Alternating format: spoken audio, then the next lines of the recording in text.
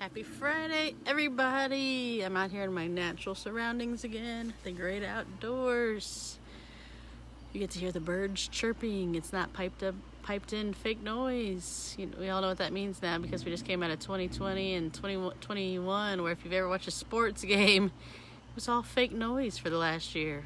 Fake clapping, fake everything. So we're right here and you get the real birds, real life toads, real life frogs, real life dog barking at any given moment, and real life noisy vehicle of our neighbors. So I'm jumping on real quick, see if anybody gets on. I'm doing Friday question and answer. I'm also doing some questions I got some answers to, and some answers I got some questions for. So we'll see if anybody hops on.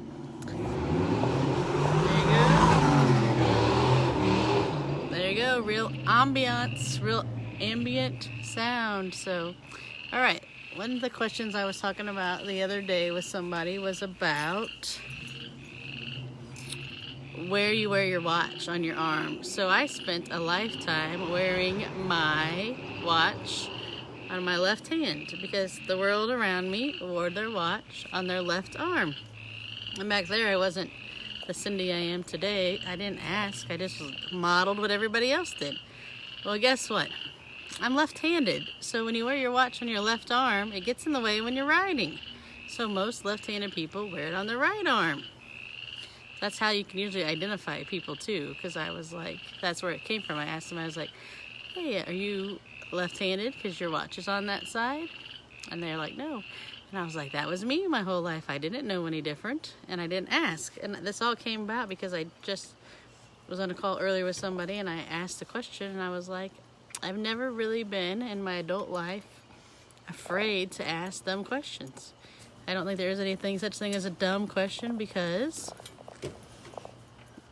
that's how you find out. You find out the answer. So, for example, I was at getting Ellie's haircut today, so we were at our hair salon, and they had a fire extinguisher there, and it had a zip tie around it where you pull it, and I was like, well, maybe this is a fancy fire extinguisher that has a zip tie on it. Because so I came out and I was like, just me being curious. Curiosity doesn't kill the cat or Cindy, because she's very curious.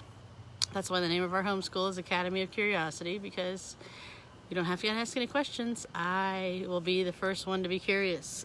Well, anyway, we were looking at this, and I was like, you will never be able to use this fire extinguisher because where you pull the pin at, it's zip tied to the handle. So you'll never be able to, especially in a moment of emergency, pull the pin out and get the zip tie at the same time. Because if you ever bought a pair of kids' shoes or any toy with zip ties, it takes a knife, an act of God, and everything to get that off. So you're not going to be able to get it off in a moment of panic to get a fire extinguisher that has a zip tie on it. So that was just there for the 5 seconds I was waiting. And I got curious, and I was like, this is not how this is going to work. And that's how we've learned. And for some reason, as we got to be grown-ups, we stopped being curious. We also stopped being creative. So somebody on here asked me a question, or I'm going to keep rambling on for a little bit, and I'm doing some weird things with my eyes. I have no idea. It's just fun things, but ask curious questions. So while we're going on with curious things and questions or answers, I have questions too. Fun fact that your foot size is from your wrist to your elbow, no matter how old you are. So if you ever in a pinch and you needed to measure some shoes, but just put it between your kid's wrist and elbow, and you'll know that that's their foot size. So you'll see if the shoes fit or don't fit. It's like parade through with loud car day at Cindy's neighborhood. Other fun fact, most people, the handedness you are, that foot size is bigger. So in America, we try shoes on the right foot. That was always the stretched out shoe growing up, was the right foot. Guess what? Cindy's left-handed again. Try it on the right shoe. Sometimes your shoes didn't fit when you get home because you didn't fit the bigger foot, which was my left foot. So now I know as an adult, I always try on the left shoe over the right shoe, but now I try on both of them to make sure they're equally as good. But just some things to think about, especially if you have kids or grandkids, and their different handedness. Just ask some questions like, hey, buddy, did you know your dominant foot is bigger than your non-dominant foot? Let's think of what other curiosity things I just learned from today. So my whole message of this is just to be curious. Curiosity is good. I didn't kill the cat because cats have 9 lives anyway. And I want to answer some of your questions as we listen to the beautiful birds and the yellow Mustang that is showing its wonderful muffler on. Hi Kim, I hope you're doing well. Somebody hit me up with a question. I'm going to stay on for a few more minutes. Dusty Dog's being a good dog here. We finished up dinner here on the East Coast. And we're having fun. We're getting ready to have a good weekend. Some more rain. I hope everybody's doing good if they had the nice storms like we had last night. I don't see anybody with any questions. Ask me something that you are curious about. I wrote something in my phone, but I forgot what it was. That we had a really big curiosity. Oh, here we go. Here's another thing we were talking about. In the English language, I before E except after C, and then A, E, I, O, U are the vowels, and sometimes Y. And I was supposed to be learning about when is a Y a vowel. So here's an example. I'm going to do some investigation on this. My name is Cindy, so the I in my name is a vowel, but is the Y at the end of my name a vowel, or does that count as a consonant?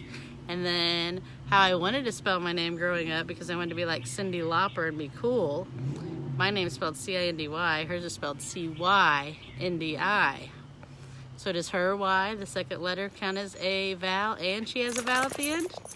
We don't know the answer, but curious Cindy is going to find out, because we just thought we're talking about that.